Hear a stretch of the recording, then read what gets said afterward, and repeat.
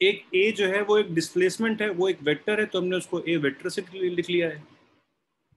Similarly B भी एक vector है, वो भी एक डिस्प्लेसमेंट है, उसको हमने बी वेक्टर के फॉर्म में लिख लिया है। ठीक, और उन दोनों का हम क्या बोलेंगे, रिजल्टेंट बोलेंगे। उन दोनों के रिजल्टेंट को हम लोग बोलेंगे सी वेक्टर। ठीक, मतलब ए, एक आदमी ए ट्रेवल करे फिर बी ट्रेवल करे, वो वहीं पहुंचेगा जहां पे कोई आदमी सी डायरेक्टली ट्रेवल करके पहुंच जाए। ठीक है, हम क्या बोलेंगे, C vector is equal to A vector plus B vector. ये प्लस साइन वेक्टर का प्लस है, दो वेक्टर को प्लस, को अलजेब्रिक सम नहीं है। ये गलत है, ये सही है ना। और जहां तक बात है सी वेक्टर के मैग्नीट्यूड की, तो सी वेक्टर का magnitude under root of A square plus B square plus 2ab cos theta के बराबर होगा।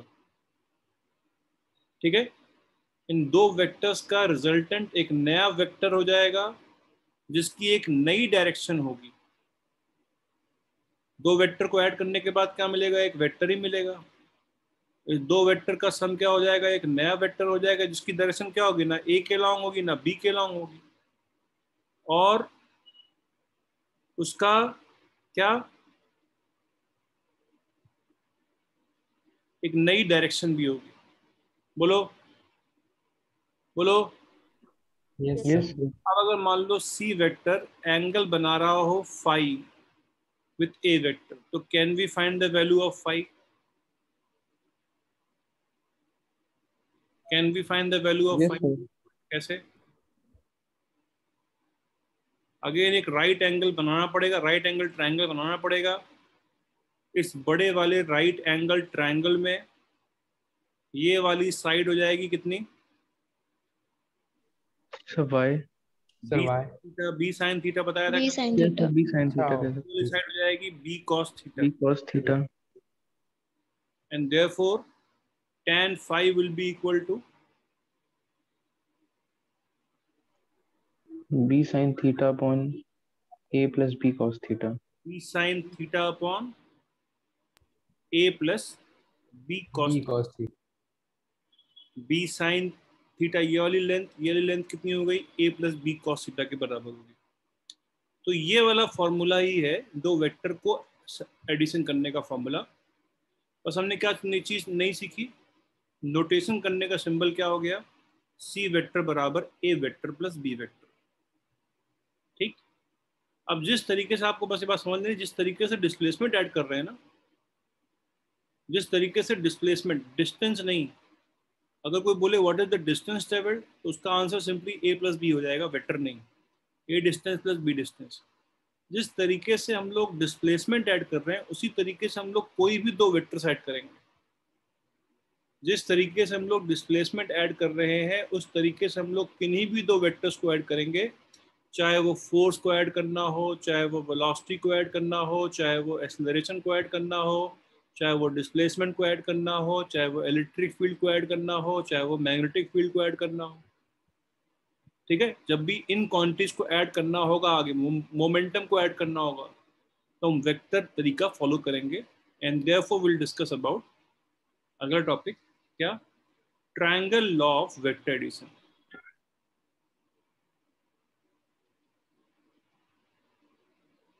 Vector addition, triangle law of vector addition. ठीक, तो ये लॉ है, ऑब्जर्वेशन पे बेस्ड होता है लॉ, कोई इसका प्रूव नहीं है, ऐसा है तो है। ठीक, क्या है ये लॉ, अगर मुझे किन्हीं दो वेक्टर्स को ऐड करना हो, एक वेक्टर और मान लिया दूसरा वेक्टर बी है,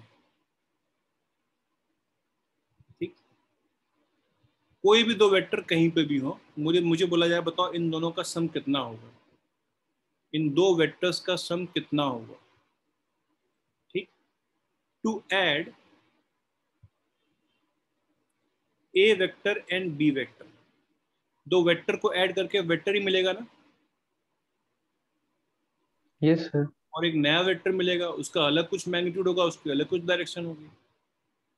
टू ऐड टू वेक्टर्स, किन्हीं भी दो वेक्टर्स को ऐड करना हो, to add two vectors as per triangle law. क्या है ये ट्राइंगल लॉ है।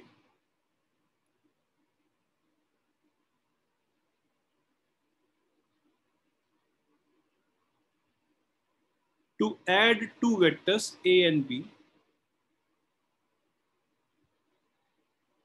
put the tail of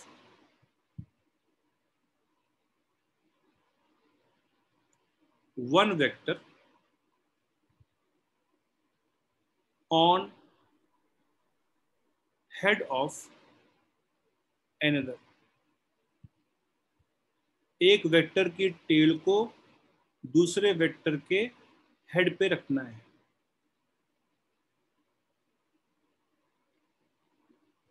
दो वेक्टर को मुझे ऐड करना था, ये ए वेक्टर और बी वेक्टर, ठीक।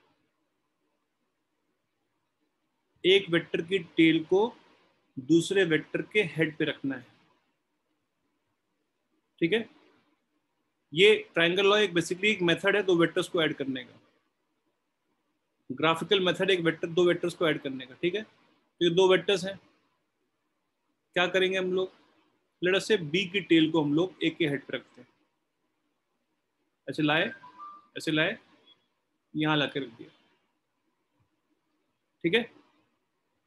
बी वेक्टर की टेल को हमने ए वेक्टर के हेड पर रख दिया, बोलो कर दिया सा। Yes, sir. Yes, sir.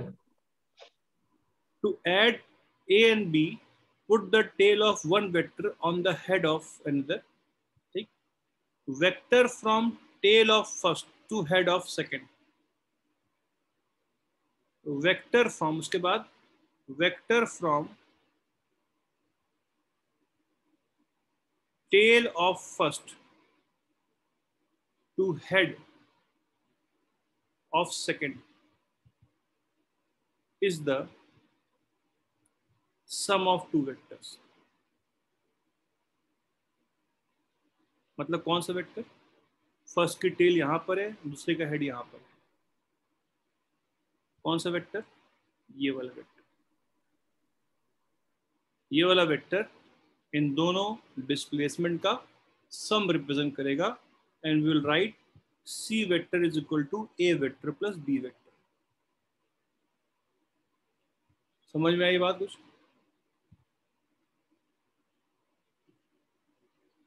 बोलो।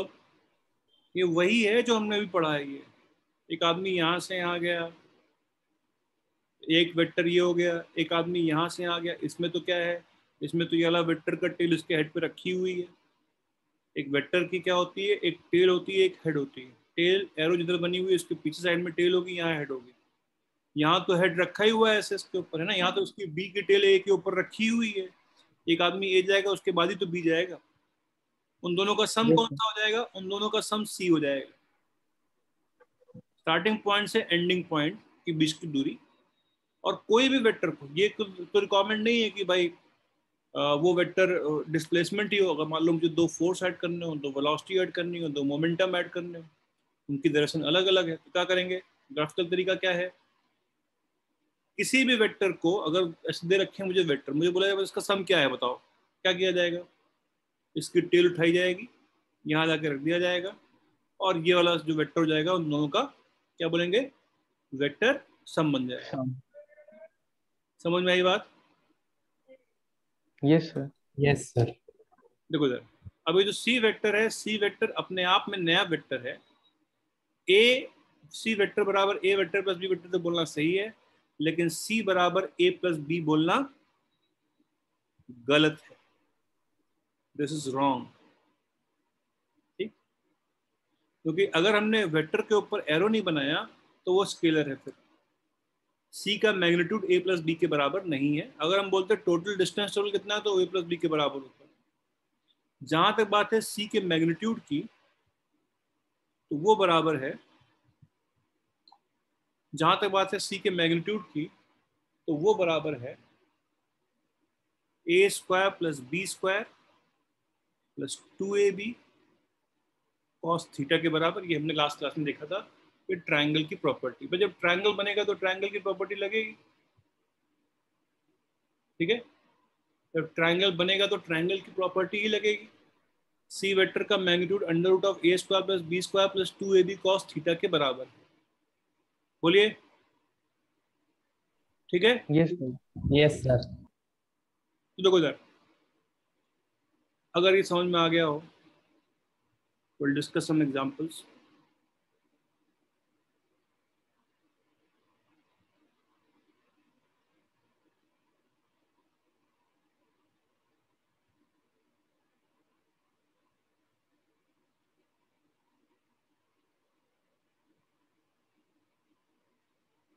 क्या इस बार ए वेक्टर प्लस बी वेक्टर बराबर सी वेक्टर है?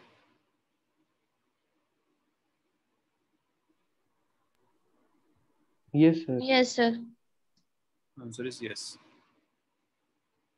ठीक, अगला एग्जांपल,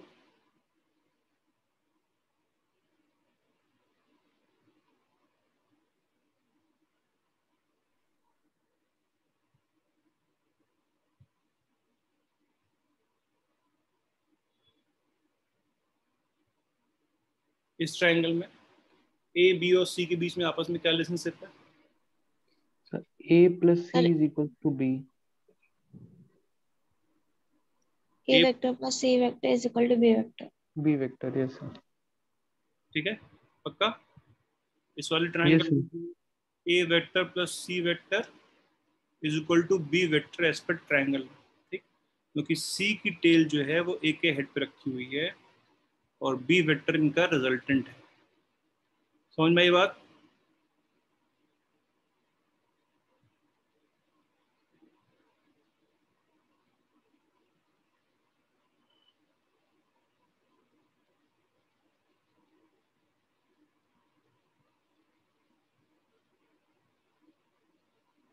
इस वाले ट्रायंगल में B vector plus C B vector is plus equal C to A vector is vector. equal to A vector. Very good. इस वाले ट्रायंगल में ट्रायंगल लगाएंगे तो B vector plus C vector is equal to A vector हो जाएगा।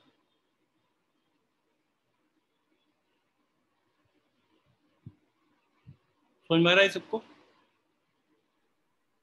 Yes, sir. Simple सी बात, ऐसे सोच ले, विजुलाइज कर ले, यहाँ से यहाँ गए, यहाँ से यहाँ गए, बराबर ये हो गया। ठीक है, इस वाले ट्रायंगल में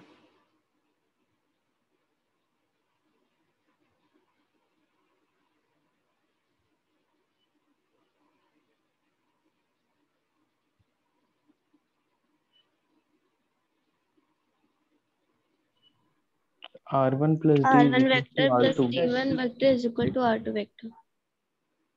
very good, R1 vector plus D vector is equal to R2 vector. ठीक है,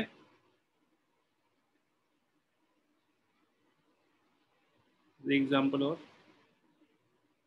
राइट एंगल ट्रायंगल है,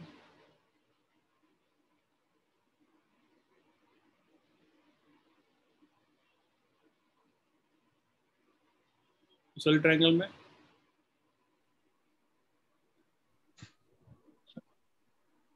A vector plus B vector is equal to C vector.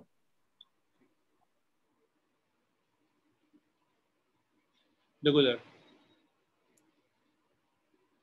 एक बात ये समझने वाली है, एक और little example,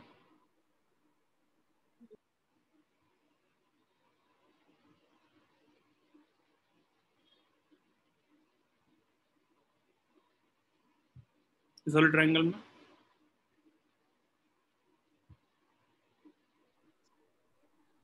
A vector plus Sir, B A vector plus B vector is equals to C vector.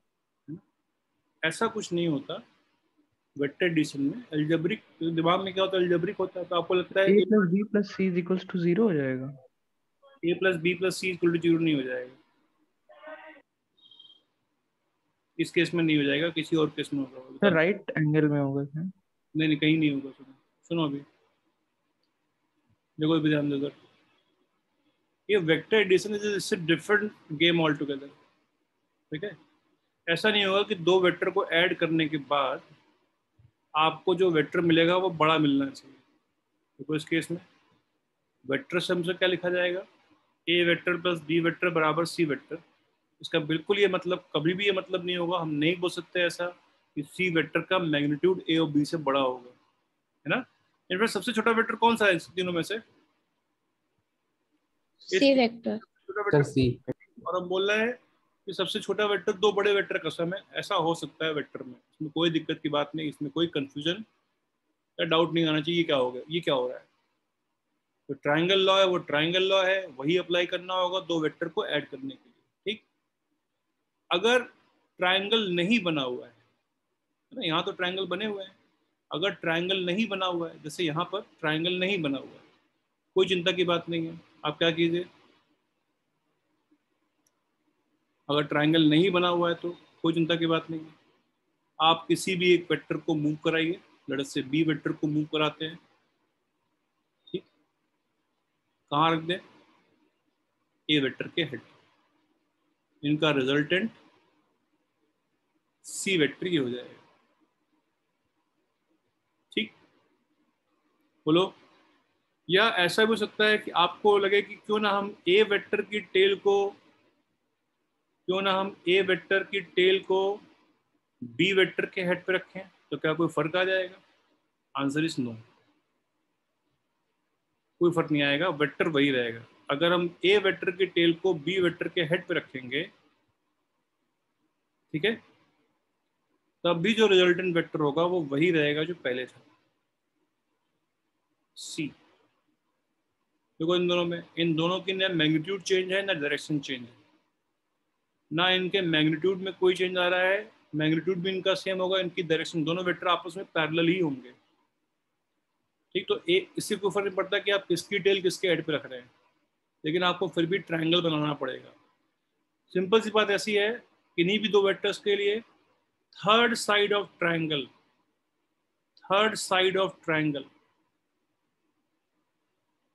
ठीक। अभी तक हमने क्या पढ़ा? Third side of triangle is sum of two vectors. Triangle की थर्ड साइड दो वेक्टर्स का क्या होगी? सम होगी। समझ में आई बात? बोलो। Yes Yes, sir. sir.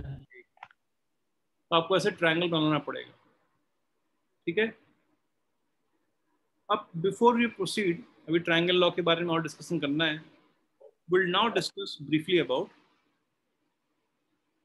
हाँ कुछ बोल रहे थे क्या?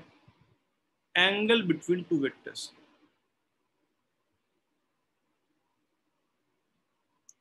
एंगल बिटवीन टू वेक्टर्स,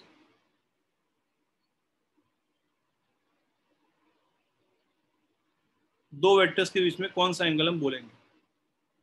देखो दो लाइन के बीच में एंगल बोलने में कंफ्यूजन हो जाता है कई बार, एक लाइन ये है एक लाइन ये है, ठीक। तो इनके बीच में एंगल हम कौन सा बोले? थीटा बोले या फाई बोले? छोटा वाला एंगल थीटा। बोलेगा। तो ऐसा कोई मैंडेटरी नहीं कि छोटा वाला एंगल बोला जाए, दोनों ही एंगल है इनके बीच में, जो दोनों ही एंगल है। हाँ, थीटा प्लस फाई बराबर हमेशा 180 डिग्री के बराबर होगा, ठीक।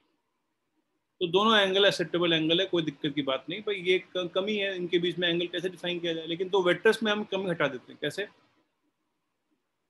Between two lines angle can be both theta and phi, लेकिन बिटवीन टू वेक्टर्स, ठीक। अगर हमें दो वेक्टर्स के बीच में एंगल निकालना है, क्या करेंगे? We will join their tails, will join their tails, ठीक, and क्या? And the angle between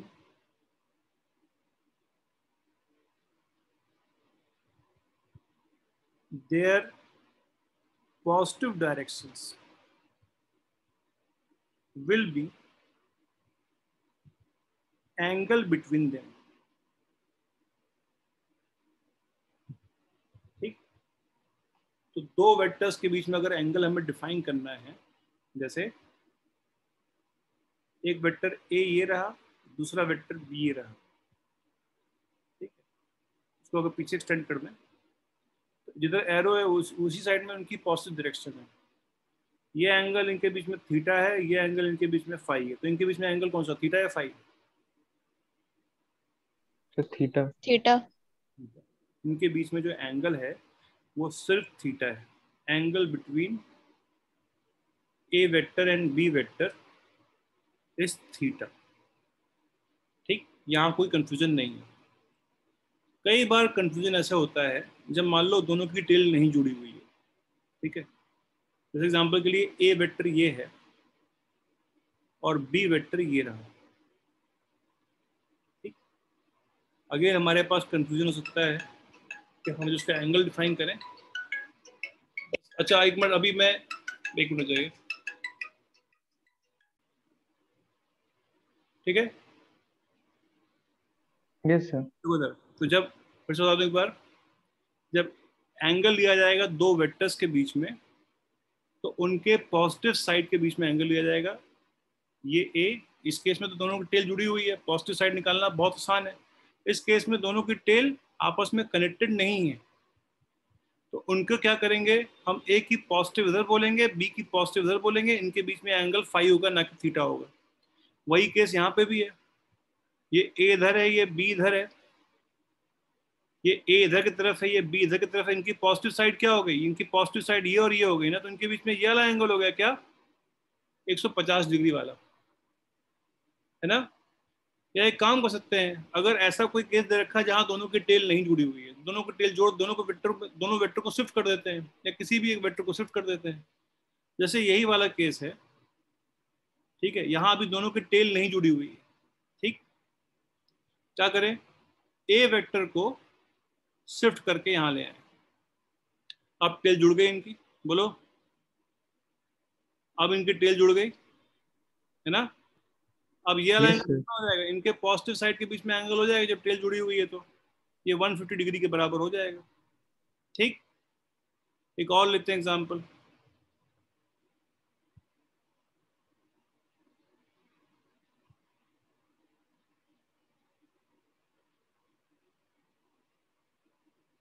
इन दो वेक्टर्स के बीच में एंगल कितना होगा, 45 डिग्री। पक्की बात है।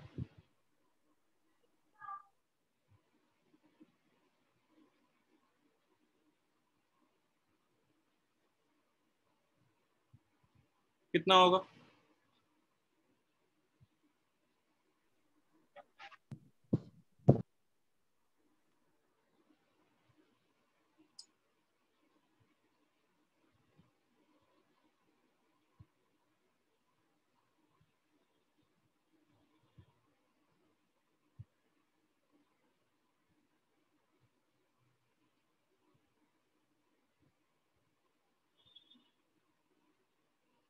One 135 degree. Yes sir, 180 minus 45। तो 135 डिग्री। ठीक है, 135 होगा। कैसे, देखो इधर पैरेलल शिफ्ट कर दे दोनों को। हमें शिफ्ट करना पड़ेगा, इस बार दोनों वेक्टर को शिफ्ट करना पड़ जाएगा। ये ऐसे देखो ना सीधे, उसे भी मत करो। ए की पॉजिटिव इधर है, बी की पॉजिटिव इधर है ना। ए को शिफ्ट करेंगे तो ए इधर आ जाएगा, बी को शिफ्ट करेंगे तो बी इधर आ जाएगा। उनके बीच में कौन सा एंगल होगा, 135 वाला एंगल होगा ना, बताओ। Yes sir. Yes sir. 135 नहीं, इस बार दोनों की हेड जुड़ी हुई है। और जब हम बी को शिफ्ट करेंगे, जब हम बी को शिफ्ट करेंगे तो बी यहाँ आ जाएगा। जब हम ए को शिफ्ट करेंगे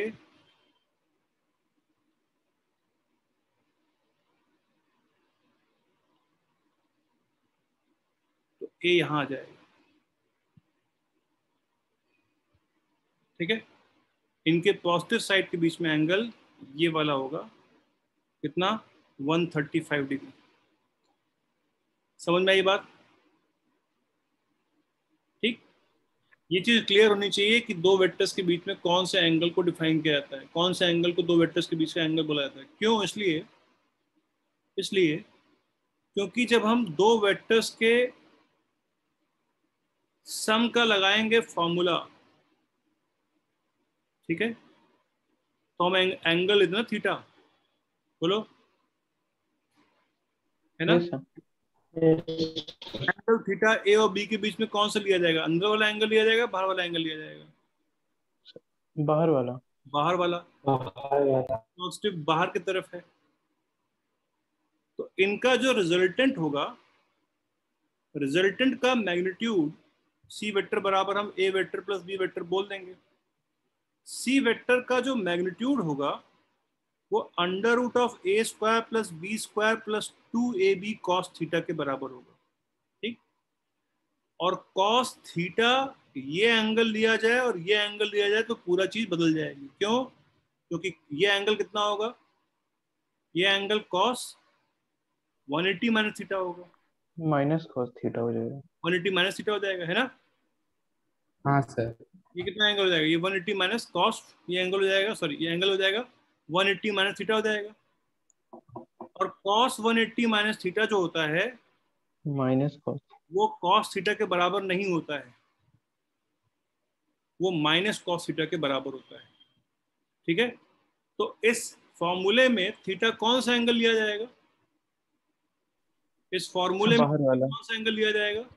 सर बाहर वाला। एक्सटीरियर एंगल है ना? या ऐसे बोले जो इनकी पॉजिटिव साइड के बीच में एंगल है। अगर हम अंदर वाला एंगल ले लेंगे, जैसे हमने ये पढ़ा भी था ट्रायंगल लॉ में ना, अगर ये लेंगे तो यहाँ माइनस हो जाएगा, अगर ये वाला एंगल लेंगे तो यहाँ फॉर्मूले में माइनस करना पड़ेगा। हम यहाँ पे प्लस रखते हैं और हम बाहर वाला एंगल लेते हैं। बोलो, याद है ना कुछ? तो यस ट्रायंगल सर। लॉ हमने सी स्क्वायर बराबर ए स्क्वायर प्लस बी स्क्वायर, वहाँ माइनस 2ab कॉस थीटा हो गया था। थीटा उस केस में ये वाला एंगल लिया था, तो ये वाला एंगल लेंगे तो फॉर्मूले में नेगेटिव हो जाएगा, लेकिन फॉर्मूले में अगर पॉजिटिव रखना है तो हमें उनके पॉजिटिव साइड के बीच में एंगल लेना पड़ेगा। समझ में आई बात? Yes sir. बोलो, तो बताइए, angle between two parallel vectors will be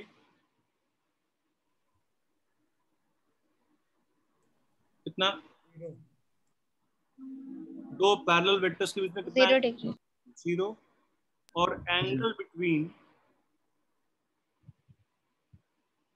to anti parallel vectors will be 180 degree. 180 degree, ठीक है? दो एंटी पैरेलल वेक्टर्स के बीच में जो एंगल लिया जाएगा वो 180 डिग्री के बराबर लिया जाएगा, ठीक है?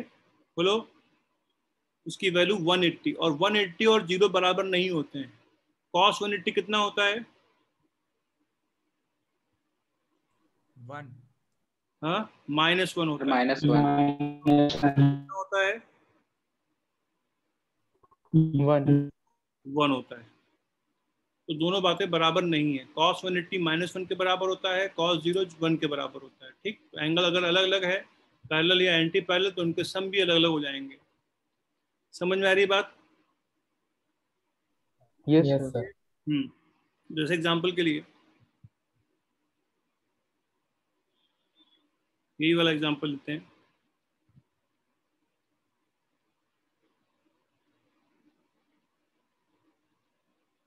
ठीक है,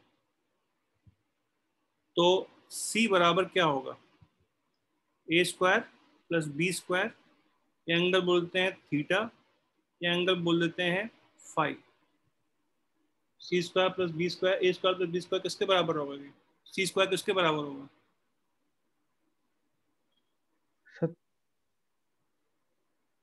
उसके अलावा क्या होगा? A square plus B square क्या होगा? सी स्क्वायर किसके बराबर होगा?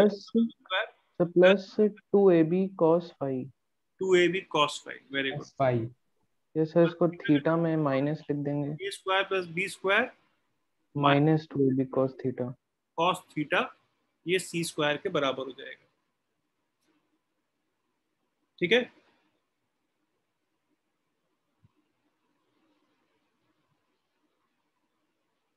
ठीक है, यस सर। तो ये हो गया सी स्क्वायर के बराबर समझ मेरी बात? चलो अब now will discuss some examples on vector addition.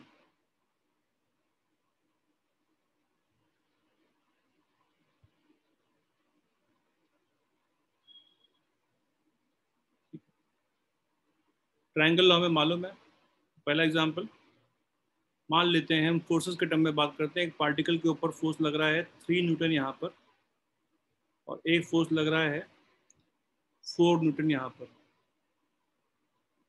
Direction बता रखी है एरो की मदद से। बोला गया कि नेट फोर्स या टोटल फोर्स कितना होगा। नेट फोर्स उस बॉडी के ऊपर लगने वाला कितना होगा? 5 न्यूटन।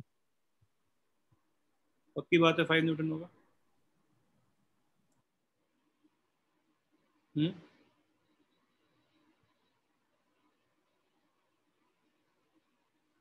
पक्की बात है 5 न्यूटन होगा यस सर। Yes, sir. या 7 होगा? सर वेक्टर एडिशन होगा यहाँ पे।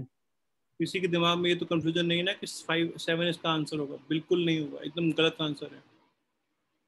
क्यों? क्योंकि फोर्स एक वेक्टर है, तो टोटल फोर्स जो होगा वो basically F1 vector plus F2 vector करना होगा, है ना।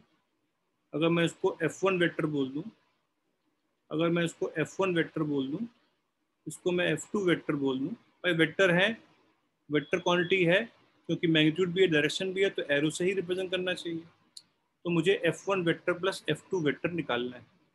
अभी तक हमें इसका ग्राफिकल तरीका ही मालूम है, तो एक काम करते हैं, क्या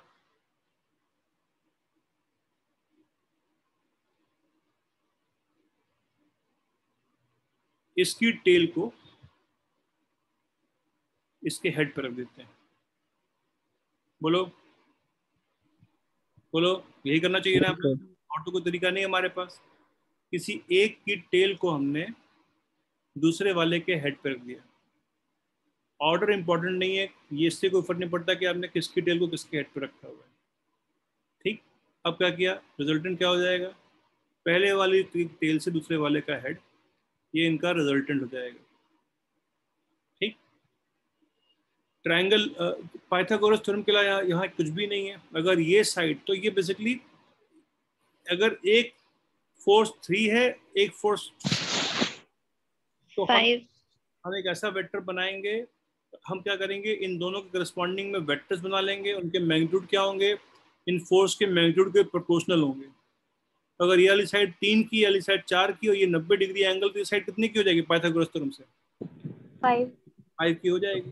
तो यहाँ पे cos 90 0 हो जाएगा फॉर्मूले से। एफ का जो मैग्नीट्यूड हो जाएगा, एफ वेक्टर का जो मैग्नीट्यूड हो जाएगा, वो हो जाएगा under root of F1 square plus F2 square, plus अगर करना चाहें 2F1 F2 का magnitude cos 90, and cos 90 is equal to, इनके बीच में F1 F2 के बीच में कितना एंगल है भाई? F1 इधर, F2 इधर की तरफ है, F1 इधर की तरफ है, कितना एंगल? 90 डिग्री एंगल है। cos 90 is equal to 0, and therefore the resultant will be under root of F1 square plus F2 square. बोलो बोलो, क्लियर है? Yes sir.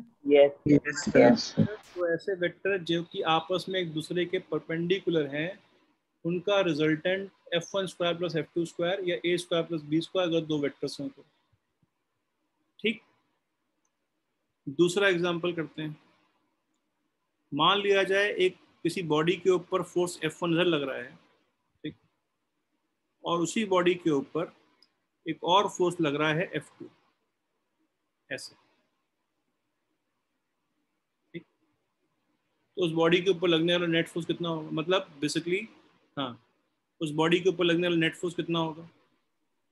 F1 plus F2। F1 plus sir F2 F1 plus F2। ठीक, उसी बात है। F1 plus F2 होगा magnitude में ना। कैसे बोलेंगे कि F1 का मैग्नीट्यूड प्लस F2 का मैग्नीट्यूड होगा, है ना। ये बात हमें कॉमन सेंस से भी मालूम है। अगर आप कोई एक आदमी 10 न्यूटन लगा रहा है, दूसरा 20 लगा रहा है एक ही डायरेक्शन में, नेट फोर्स कितना हो जाएगा? F1 प्लस F2 हो जाएगा, है ना। लेकिन अगर इसी बात को हम क्या ट्रायंगल लॉ से जस्टिफाई कर सकते हैं? क्या ट्राइंगल लॉ से जस्टिफाई कर सकते हैं इनका सम F1 प्लस F2 हो जाएगा? कर सकते हैं। देखो उधर क्या करना होता है ट्राइंगल लॉ में, इसकी टेल को इसके हेड पे रखना होता है ना? बोलो, यस है ना? Yes sir. अब पहले वाले की टेल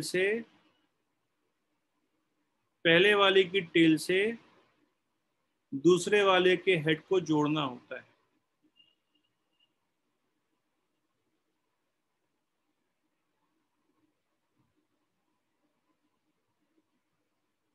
पहले वाले की टेल से दूसरे वाले के हेड को जोड़ना होता है। बोलो, याद आएगा ना इनका रिजल्टेंट F वेक्टर? बोलो, yes sir. Yes sir. F vector will be equal to F1 vector plus F2 vector. बिल्कुल सही बात है। एट द सेम टाइम इस बार F का जो मैग्नीट्यूड होगा वो F1 का मैग्नीट्यूड प्लस F2 के मैग्नीट्यूड के भी बराबर होगा। ये भी करेक्ट है, ये भी करेक्ट है। इनफैक्ट इसको लिखने का एक और तरीका है, F का जो मैग्नीट्यूड है उसको हटा देते हैं यहाँ से मैग्नीट्यूड को। F का जो मैग्नीट्यूड है वो F1 के मैग्नीट्यूड प्लस F2 के मैग्नीट्यूड के बराबर होगा। ये भी करेक्ट है। बोलो बोलो, क्या किया हमने? Yes sir. Tail of F2 on head of F1 रखा हमने। क्या किया? Tail of F2 on head of F1 रखा गया है। F1 प्लस F2 आ गया यहाँ से, है ना? जो हमारा फॉर्मूला था, कौन सा formula? A square plus B square plus 2ab cos theta. A square plus B square plus 2ab cos theta वाले फॉर्मूले से रिजल्टेंट का मैग्नीट्यूड ये आता है। क्या इस फॉर्मूले से भी सेम चीज आ जाएगी? क्या इस फॉर्मूले से भी सेम चीज आ जाएगी? Yes sir. कैसे? Yes sir.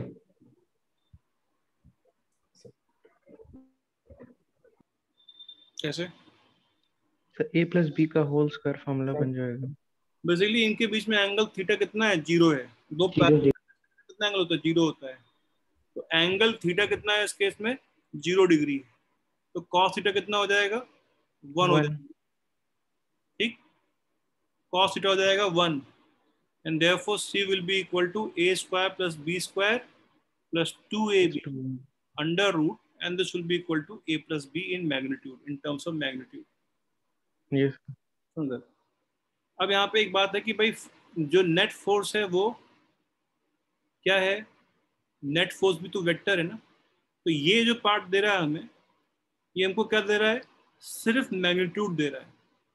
कोई बोले नेट फोर्स की डायरेक्शन क्या होगी? डायरेक्शन एरो से मिल रही है ना? है ना? Yes sir. या हम बोल सकते हैं net force is towards right.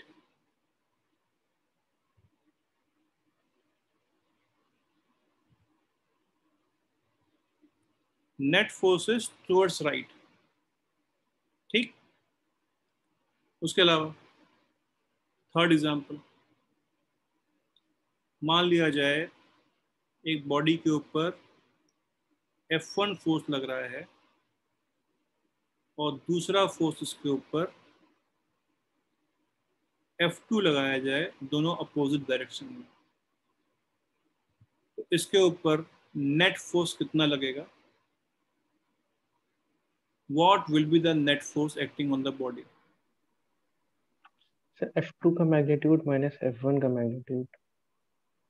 चलो वेरी गुड। इस बार क्या हो जाएगा? नेट फोर्स F2 का मैग्नीट्यूड माइनस F1 का मैग्नीट्यूड। ये आंसर बिल्कुल सही है। हो जाए कुछ ऐसा क्या? ट्रायंगल लॉ से ऐड करना है। ठीक, ट्रायंगल लॉ से ऐड करना है तो क्या किया जाएगा? सर यहाँ पे a माइनस बी के होल स्क्वायर का फॉर्मूला बन जाएगा। लगा सकते हैं, लेकिन ट्रायंगल लॉ से एडिशन करने में हम करते क्या थे?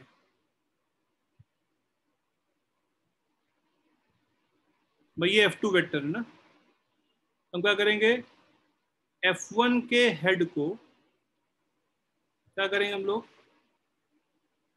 F1 के हेड को F2 की कहाँ रखेंगे, टेल पे रखेंगे। बोलो, यही करेंगे ना, जो ग्राफिकल तरीका है एडिशन का वो यही है ना, बोलिए।